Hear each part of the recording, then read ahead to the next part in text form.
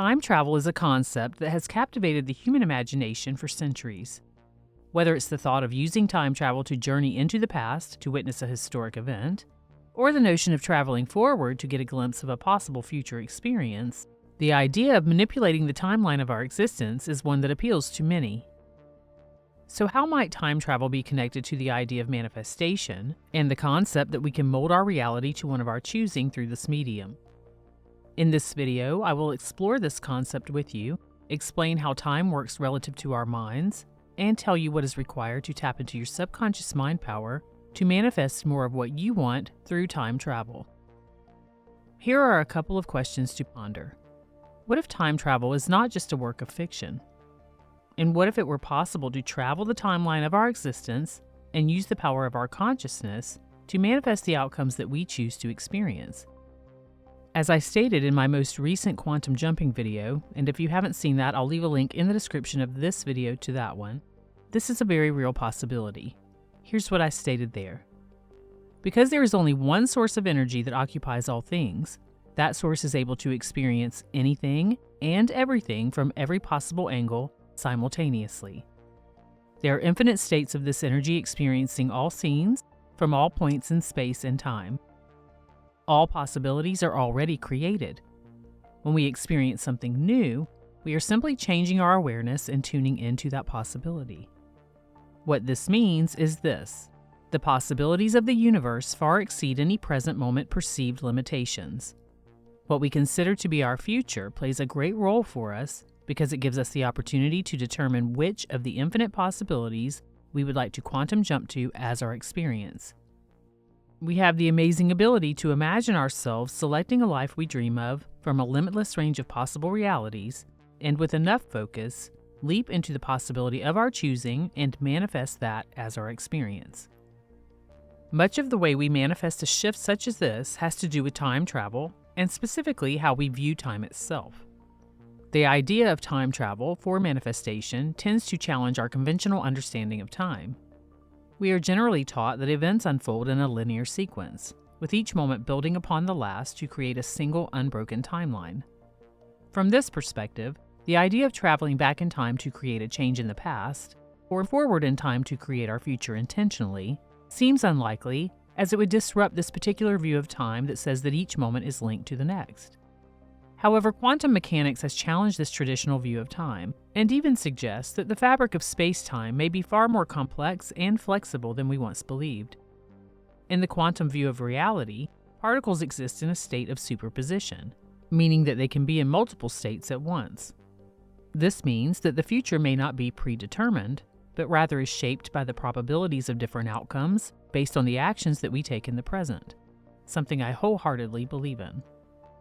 Listen here as theoretical physicist Sean Carroll discusses time from the perspective of physics, how we often think of and understand time, as well as a discussion regarding parallel versions of ourselves. There's something interesting, maybe a little scary, that happens when you learn about time from the perspective of physicists. You learn equations, they tell you how physical systems evolve, but this idea that time passes, or that time flows, or that somehow we move through time, that central, most obvious idea about time in our everyday lives, disappears.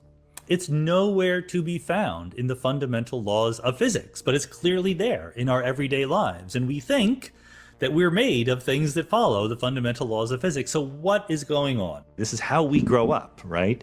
I exist now, and I am changing as time passes. The way that the eternalist would say it is that there is a you at each moment. So the thing that is you is the collection of all these yous at different moments. There's not some essence of you that is not only located in space but also at a particular time. There is the you that exists at January 1st, 2021 at noon. There is the you that exists January 1st, 2021 at 12:01, and the you at 12:02, and all the other times, an infinite number of times in the approximation where time itself is continuous, okay? These are separate things, separate beings, but they're not independent. They're separate, but they're connected, right? They're related by causal and psychological continuity, right? The you at 12:01 is not that different, I hope, unless something dramatic happens. The you at 12:01 is not that different from the you at noon or the you at 12:02.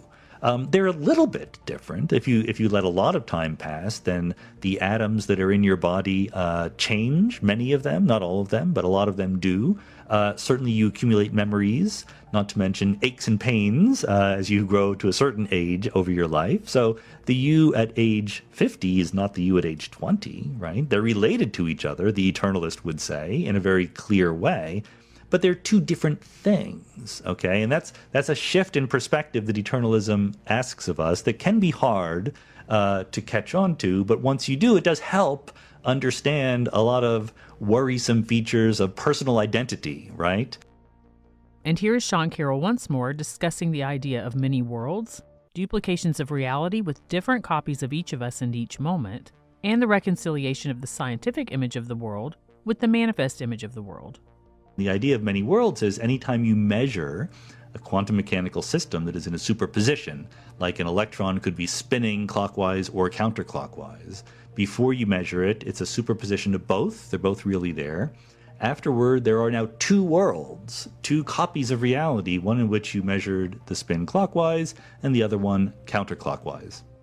So there's a question people often have, like, which one is you? Which one are you going to end up being? And if you follow this logic of personal identity from Parfit and elsewhere, you would say, well, there's no one that is the you. These are two people. They both were you, but they are now two different people. They're in two different worlds. They're non-interacting. So there's no answer to the question, which one do you become? And the reason why I go on this little tangent is because these questions of personal identity, these questions of how we think about who we are, need to be updated when you go from manifest image, folk physics, the way that we grow up thinking about the world, to the slightly harder and more abstract notions that are given to us by modern physics. And that's very relevant for travel through time. So I say that, relativity, and certainly if you can have time travel, deals a blow to presentism. It suggests that eternalism is a better way of thinking about time and space.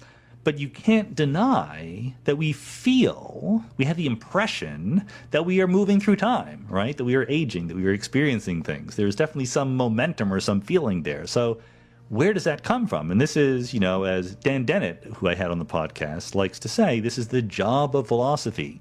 The job of philosophy is to reconcile the scientific image of the world with the manifest image of the world. The scientific image says there's just different moments of time, they all exist, different copies of you at every moment. The manifest image says, I'm one person right here and right now, and I change through time. So you can ask, why do I feel like time is flowing around me, or why do I feel like I am moving through time?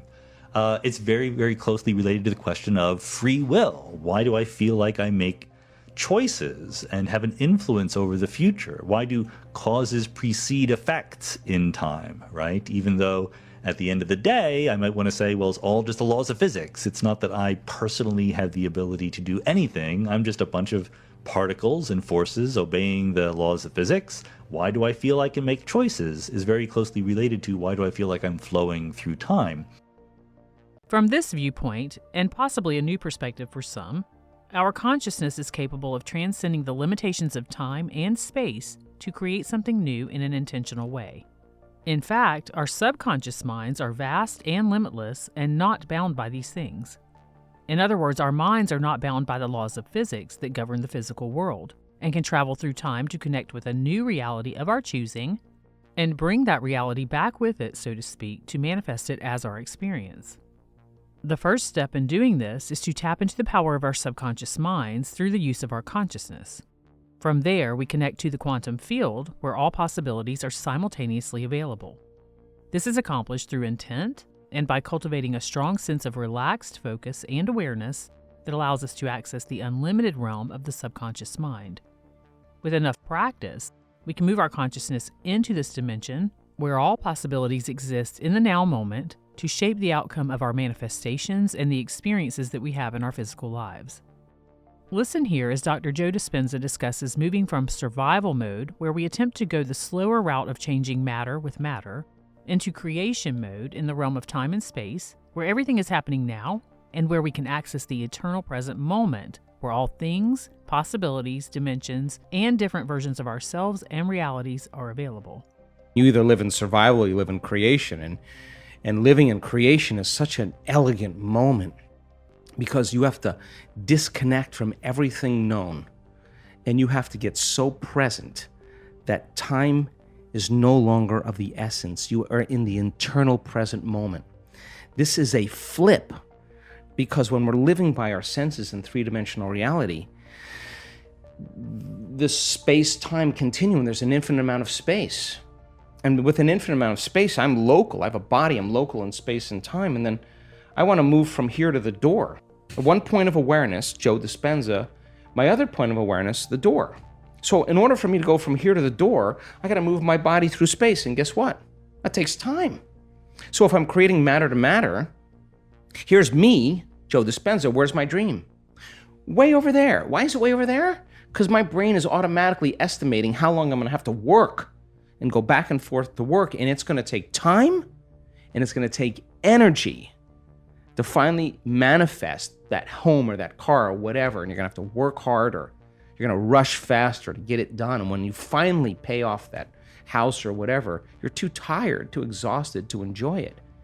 When you pass through the eye of the needle into the quantum and you enter that realm of time-space, it's a different world. There's an infinite amount of time. Time is eternal. There's an infinite amount. Now think about this. How much could we get done if we had an infinite amount of time? And in the realm of time-space, there's no past, there is no future. It's all happening now. And so there's no past lives or future lives. They're stacked on top of each other. And as we move through time, as we time travel, we experience dimensions or spaces. And we have all the latent systems in the brain once activated to open the door to that dimension. And it only takes one experience of entering that place that you cannot see the world the same way again. Skeptics argue that time travel is an impossibility, and that the idea of using consciousness to influence our reality and events across time is pure fantasy. These types of skeptical belief systems lean towards logic and programmed limitations, something many people have and that we must push aside if we are to time travel and manifest differently. In other words, we must change the way that we think about time, our world, and manifestation to achieve time travel and tap into the boundless potential of our human consciousness. Here's Dr. Joe again discussing the programming of limitations and the requirement of getting beyond the analytical mind and moving beyond disbelief and resistance to create this type of change. Getting beyond the analytical mind is one of the main purposes of meditation. And I can tell you that the analytical mind is always going to talk us out of possibility, because it is fascinated on trying to predict what's going to happen next. So if you can predict your future, then you're laying a known on an unknown. And this is a habit we have because the brain is an anticipation machine. So there's many different obstacles and resistances that come with a persistent disbelief that has been programmed over and over again. I mean, I don't watch television, but I've watched it because of what's happening in the world. And I am so insulted by television commercials. I can't believe people would sit there and allow that information to program them, some drug to make them feel a certain way, some look, some whatever. You don't think that has profound effects on programming a person into limitation? Now let's talk a little bit more about how to do this. To move beyond the analytical mind, we can tap into the power of the subconscious mind, where the perception of time is a bit different. So let's examine how that works. The subconscious mind stores all of your experiences and can access those experiences as it chooses. It also knows how to move beyond the experiences that you've had in this lifetime and into the realm of limitless possibility. All of these things, past memories as well as daydreams of future events, change the speed of your perception when you think of them. For example, You might recognize that there have been times when you've been driving along in your car on a familiar road, and you were so absorbed in your thoughts that you arrived at your destination without remembering certain parts of that drive. You may have even gone through traffic lights that were green and stopped at traffic lights that were red, and completely forgot doing so because your subconscious mind already knew that particular journey and could do it on autopilot while accessing past memories or future events. Here's another example. You might be able to think of a time when you were having so much fun doing something that you love, and then you looked at the time and realized that several hours had passed by when you only felt as though you had been engaged in this activity for 20 or 30 minutes. Or you might have had the experience of waiting for something to happen because you were so excited about it, and the time seemed to pass especially slow for that moment to come to pass. The point of all of this is this: we each have an internal clock that relates to time. This is the timeline within the individual mind that is the difference between what we would refer to as normal clock time and the subjective perception of time. And that internal clock can be tapped into and used to time travel for the purposes of creating a new future from the present moment point of view. When we project our minds into what might be considered the future, or project them into an outcome that we'd like to experience, we can create all of the necessary history between now and that outcome or future time to make it manifest. And this can happen with or without our conscious awareness of what that history might be. Some refer to this as collapsing time and space.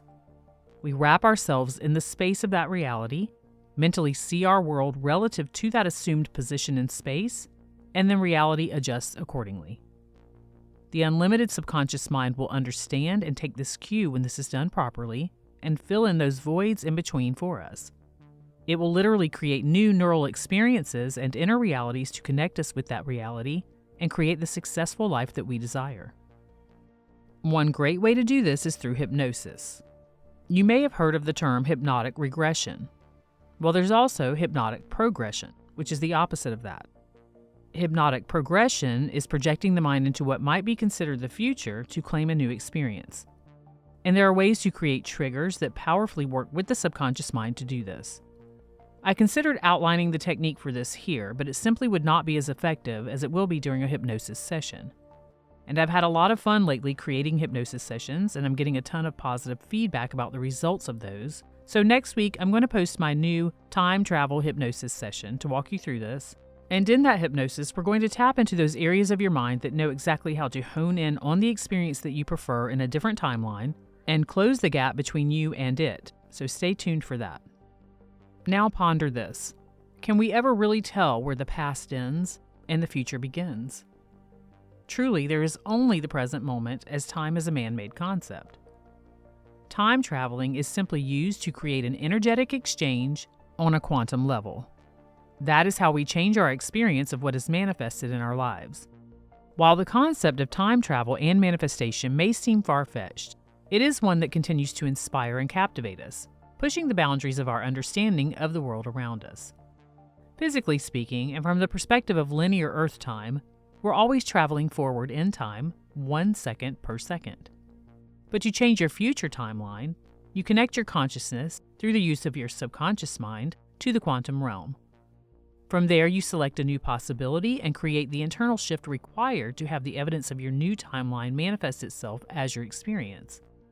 So we don't alter the flow of time, we simply bend it to bring there, here. In other words, you give up one version of your conscious experience and adopt another in its place. You can change the way you observe reality through your intention and focus, and connect with a quantum twin of your choosing in doing so. In this way, you can use time travel to visit other realities and manifest what you want from life.